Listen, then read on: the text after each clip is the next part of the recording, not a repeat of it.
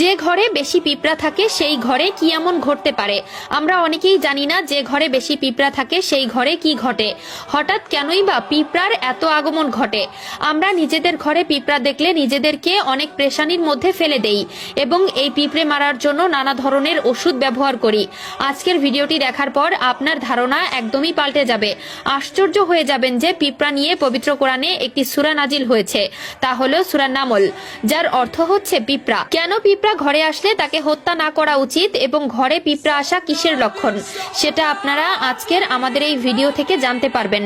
প্রিয় দর্শক, আপনি যদি আল কোরআনকে বিশ্বাস করে থাকেন তাহলে অবশ্যই কমেন্ট বক্সে আল্লাহু আকবার লিখে যাবেন এবং ভিডিওটি শেয়ার করার মাধ্যমে সকলের কাছে পৌঁছে দিবেন যারা তাদের ঘরে পিঁপড়া দেখলে তাকে হত্যা করে। তো চলুন বেশি কথা না বলে ভিডিওটি শুরু করা যাক। প্রিয় দর্শক, আমরা অনেকেই আছি যারা নিজেদের ঘরে পিঁপড়া দেখলে তাদেরকে হত্যা করার জন্য মরিয়া হয়ে পড়ি। তবে পিঁপড়া হত্যা করা ইসলামের শরীয়ত অনুযায়ী কেন একটি অপরাধ, তা হযরত সুলাইমান আলাইহিসসালামের ঘটনা জানলে বুঝতে পারবো।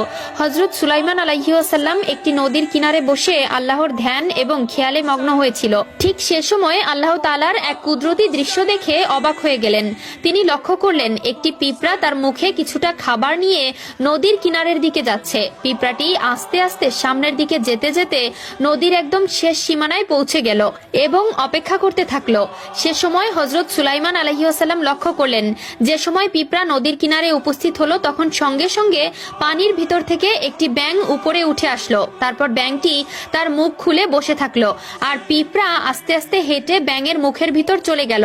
সুলাইমান আলাইহিসসালাম তখন ভাবলেন হয়তো ব্যাঙটি পিঁপড়া খেয়ে ফেললো, কিন্তু ব্যাঙটি পিঁপড়াকে তার নিজের মুখের ভেতর ঢুকিয়ে মুখ বন্ধ করে একদম পানির নিচে চলে গেল।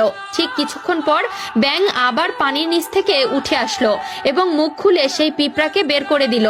তিনি লক্ষ্য করলেন পানির ভেতরে যাওয়ার আগে পিঁপড়ার মুখে যে খাবারটি ছিল সেটি পানি থেকে বের হওয়ার পরে তার মুখে আর নেই।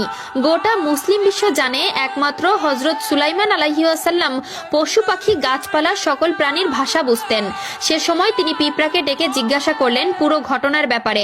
তখন পিঁপড়াটি বলতে লাগলো, হে আল্লাহর নবী, আমি এই নদীর গভীরে একটি পাথরের কাছে গিয়েছিলাম যেখানে একটি কীট বসবাস করে, আর আল্লাহ তাআলা আমাকে নির্দেশ দিয়েছেন আমি যেন সেই কীটকে নিয়মিত খাবার পৌঁছে দেই, আর আমাকে সাহায্য করার জন্য আল্লাহ তাআলা এই ব্যাঙটিকেও নির্দেশ দিয়েছেন। তাই এই দয়ালু পিঁপড়াকে আমাদের কোনো সময় হত্যা করা উচিত নয়।